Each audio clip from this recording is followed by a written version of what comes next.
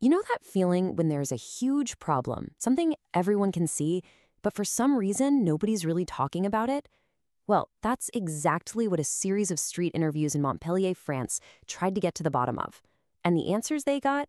They revealed this really complex web of frustration, fear, and a deep, kind of unsettling silence. So let's unravel not just what people said, but maybe more importantly, what they were too afraid to say.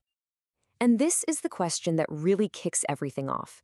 The interviewer, sensing this big disconnect between France's problems and the public's quiet response, just went out and asked a really simple question. Why do the French remain silent? The answers they got are what we're going to dive into today.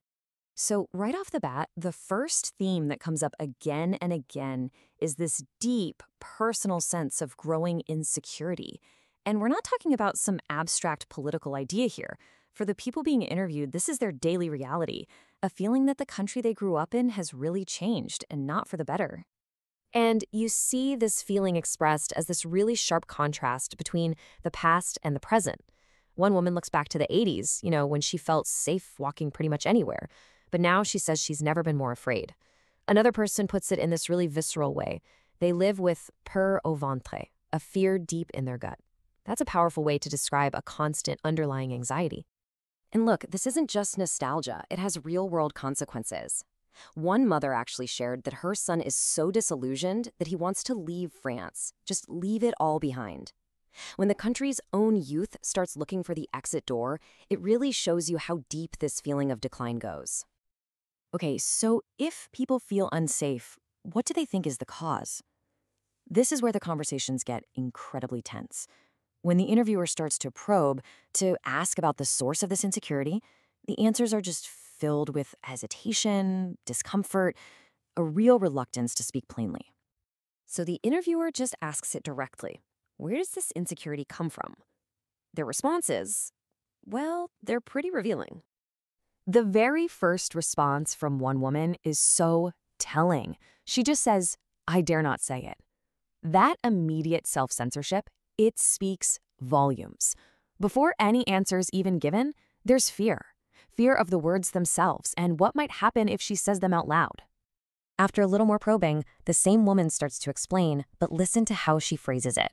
She uses these vague pronouns. The incidents, it's them. The prisons, it's them. And she immediately follows up with a qualifier. Not only them, but a large part. You can almost feel the internal struggle there, wanting to name a source but then immediately pulling back. So what becomes crystal clear is this profound hesitation to connect insecurity with immigration. People kind of dance around the topic. They'll mention an overrepresentation of one community, but without actually naming anyone. It's a connection that many seem to feel, but they are clearly terrified to actually say out loud. But, and this is absolutely crucial, this view is not universal, not by a long shot. For every person who makes that hesitant link, you have another interviewee offering a completely different take, either defending immigration or pointing to entirely different reasons for France's problems. And you can just see the deep divide right here. Arguments for immigration are often about economics. We need them for work. And tradition. France is a land of asylum. But the counter-arguments push back just as directly. That French people will do those jobs, they just go abroad for them. That saying immigrants do jobs French people won't is an insult, implying the French are lazy. And that, like it or not, statistics do show a link to insecurity. In fact, some people just flat out reject the whole idea of rising insecurity. This resident of Montpellier describes a totally different reality, walking their dog at 2 in the morning with no problems at all. For them, the city is safe, life is good, which is a direct contradiction to that fear in the gut we heard about earlier. Then you have others who agree, yeah, there are problems, but they attribute them to a much broader social decay. The blame gets placed on everything from just a general lack of civility and education to rising individualism. Some point to negative peer pressure, what one person calls racaille or riffraff, while another suggests the real root cause is capitalism itself, putting profit ahead of people. So this brings us right back to our central question. With all these strong, conflicting opinions floating around, why does silence seem to win? Well, the interviewees themselves offer some pretty fascinating reasons for why they just choose to disengage. One popular theory that gets thrown out is that it's all a deliberate strategy of distraction. This person suggests the media and the government focus like a laser on foreign conflicts, Palestine, Ukraine, you name it, precisely to create a diversion, to hide their own incompetence in dealing with problems at home. And this leads to what one woman perfectly calls the ostrich policy. It's not just something that's happening to them, it's a conscious choice they're making.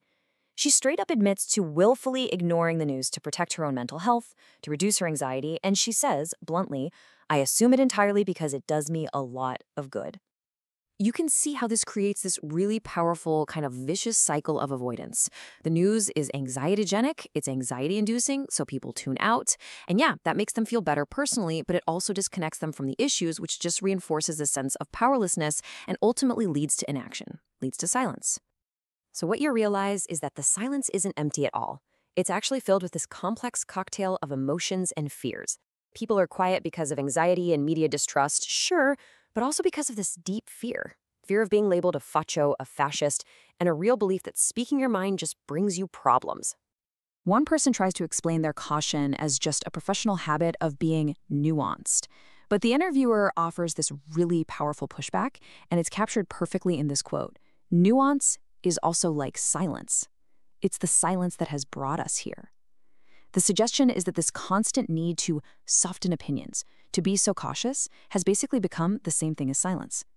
And it's just allowed the problems to get worse. And this leaves us with the core tension of these entire interviews. On one hand, you have people who are afraid to speak their minds, and on the other, you have people who are actively choosing not to listen. It leaves all of us with a final, really challenging question. In an environment like that, what happens to the truth?